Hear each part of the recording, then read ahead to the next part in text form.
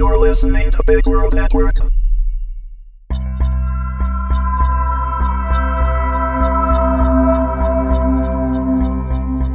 Incubus, Season 3, Episode 1. Written and read by Amanda Meuwissen.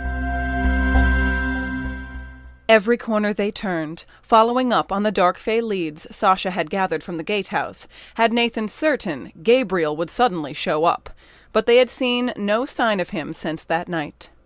Alex told them that he hadn't argued when she said he was no longer allowed to come back to the gatehouse. He had simply left. As the days passed, Walter pressed regularly for more details on what had happened inside the gatehouse, but Nathan kept the part about him and Sasha to himself.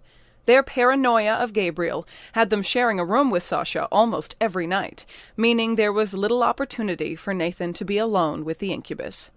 This made it easier to pretend he had been suffering from temporary insanity that night in Sasha's room when they had kissed, and maybe it was better to leave things be.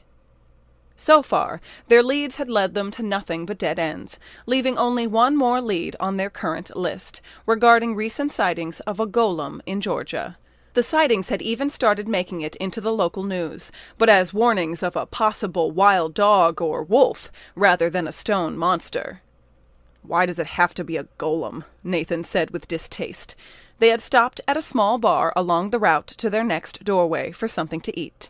"There isn't anything else on the radar," said Jim, "and we're running out of time. I know your nightmares are getting worse, Nate. That's a bad sign. The longest anyone's ever survived an unclaimed mark was—" "A year. A whole year, Jim. We have plenty of time," Nathan dismissed. "I've heard of some who only lasted 6 weeks," said Sasha. Nathan shuddered, shrugging off the chill that crept up his shoulders. He shot the Incubus a glare, well aware that his ticking clock wasn't a set time frame. But although his dreams had been growing more intense, he didn't feel any different than he had when he was first marked. He assumed there would be some greater sign when the end was drawing near. "Well, there's not much we can do about it, is there?" Nathan said. "Other than keep on moving, so that's what we're going to do. Even if it is a damn golem. There better be a dark fey pulling its strings, or I will be sorely pissed off. I hate those things." "Right, well, I'm going to grab another drink," Sasha said. He pushed away from the table and headed to the bar without another word. Nathan stared after him. He had expected Sasha to question why Nathan was so uncomfortable about golems. It wasn't a very interesting story. Nathan just never liked the idea of something that wasn't really alive being able to move. He attributed the same principle to possessed dolls, and had never cared for the creepy porcelain kind either. But Sasha didn't even seem interested. "What's his problem?" Nathan said. "Apparently you, if you haven't been paying attention," said Jim. "Did you two have some kind of fight? You know, other than you slugging him back in Rushville?" "No," Nathan said with a frown. "What makes you say that?" The expression on Jim's face was completely incredulous. "I can't believe you haven't noticed how pissed he's been at you lately. Maybe if you actually looked Sasha in the eyes, you would have seen some of the glares he's been giving you. Is there something I'm missing here?" The tension in Nathan's shoulders tightened. "Don't worry about it. Unless you've developed another power I don't know about, you aren't exactly a psychic here, Jim, so leave it alone. Besides, you wouldn't look nearly as good in those leather boots Wade's always wearing." Jim was too busy scowling at Nathan to find the comment amusing. "Aw, quit being a girl, Jim. I'm just teasing you." "Teasing me? Or teasing Sasha?" "What the hell is that supposed to mean?" Nathan snapped. He didn't like the look Jim was giving him, a holier-than-thou expression he knew only too well. "Nathan, you know Sasha has feelings for you. It's pretty obvious. If you've been doing something to lead him on—" "Who's leading who on?" Nathan shot back. "Mind your own business." "I don't have to be psychic to know that Sasha is upset with you. I'm used to what that looks like." With anger still tainting his tone and expression, Jim reached for his drink. It was still 6 inches away from his hand when the glass suddenly suctioned into Jim's palm. Nathan did his best not to stare, but Jim's eyes were pained and focused intently on the drink that had moved seemingly on its own. Small things like that had been happening more often ever since their run-in with Gabriel at the gatehouse. Nathan tried to ignore it, but he knew his brother was preoccupied with what it meant that his powers were occurring more frequently. Strong emotion seemed to be the easiest trigger, and Jim wasn't very good at remaining calm lately. Slowly pushing the drink away from him, Jim looked back up at Nathan somberly. Sasha might need to feed regularly from other people, Nathan, but just because he's an incubus doesn't mean his feelings for you aren't real. Nathan knew that. He wasn't trying to lead Sasha on at all. But if he came right out and said that, Jim would start asking questions Nathan was not prepared to answer. Then Nathan thought about what Jim had just said, about Sasha feeding, and realized he couldn't remember the last time Sasha had fed. Sasha had said he needed to have sex at least once a month, or things got scary. The last person Nathan knew for certain Sasha had slept with was that college kid in Minnesota. There's a relief, at least, Jim said, nodding toward the bar. I was starting to worry Sasha might be pining over you so much he'd forgotten to feed for real. That wouldn't have been good. Nathan turned sharply toward the bar, spotting Sasha easily by his too red hair. He was talking to an attractive older woman in a short skirt, who was leaning in close to Sasha, like she was very interested in getting out of there, and not alone. A twinge in Nathan's chest caught him by surprise. At the back of his mind, he knew the right reaction should be relief. Sasha needed sex to survive, and it wasn't as if Nathan was ready to offer himself. Then, as Nathan continued to stare, Sasha's attention shifted toward their table, almost as if he could sense Nathan's warring emotions from all the way across the room. Their gazes met. Maybe if Sasha had smiled, waved, anything else, Nathan could have forgotten the confusion stirring within him and just gone back to pretending they could be friends. But Sasha's eyes flashed with that sadness, with regret he could do nothing about.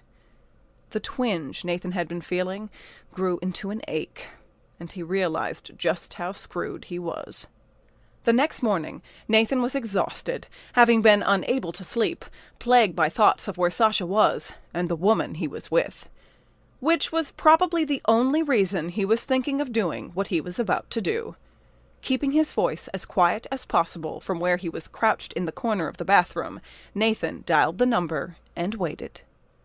"Wow, you actually resorted to calling me?" Wade said, without so much as a hello. "You must be desperate. Jealous he had to sleep with someone else last night?" "I hate you so much," Nathan growled. "Sure you do. So what do you want?" "Like you even have to ask. You knew about all of this from the beginning, didn't you?" "You mean about Sasha being a man? I had an inkling. Your crush seems to be a new development." "Don't play dumb, Wade." "I never play dumb, Nathan. Only shrewd. Did you have something you actually wanted, or is this call just to annoy me? I didn't have to pick up the phone, you know. Don't hang up! Just give me something I can use here, please." "You want relationship advice?" Nathan could hear the smile in Wade's voice over the phone. "Not just Sasha.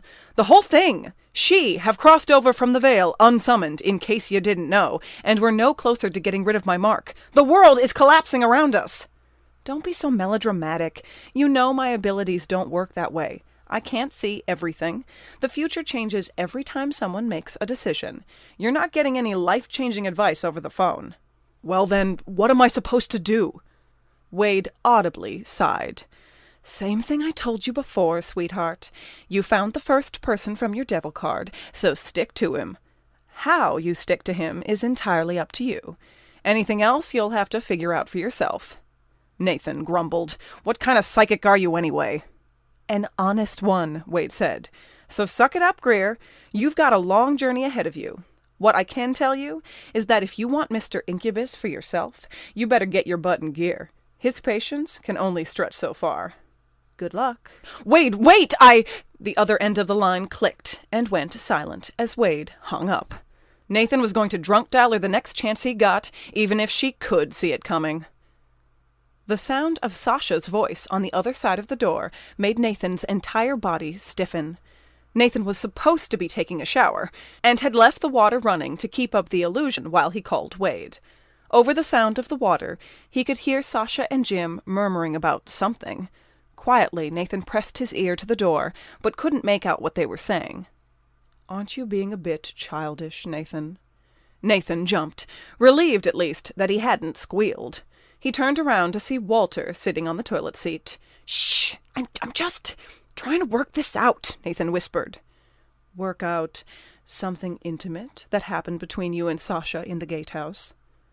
Nathan cringed. "Do you have to say intimate? We just kissed." Walter stared at Nathan steadily. "I didn't tell you because I didn't want to hear you spout some advice at me one way or the other, okay?" Nathan said.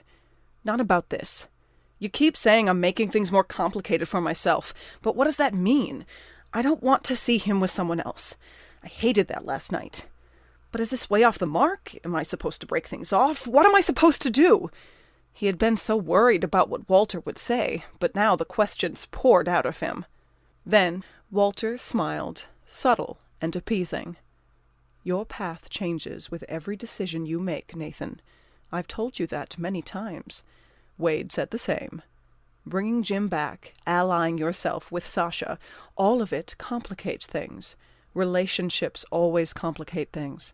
You can still follow the right path, even if the road is more difficult. I only wish for you to understand that and be prepared." "I don't know if I'd call what's going on with me and Sasha allying myself with him," Nathan said with a small smirk. "Be that as it may," said Walter, "this is a decision you need to make on your own. And as Wade said, it may be one you need to make quickly. It sounds like Sasha has left." Nathan returned his attention to the door, listening carefully, but was no longer able to hear Sasha's voice. He turned off the tap to the shower, waiting a few moments to collect himself and think. Once Walter had faded again, still wearing that subtle smile, Nathan figured it was time to get out of the bathroom.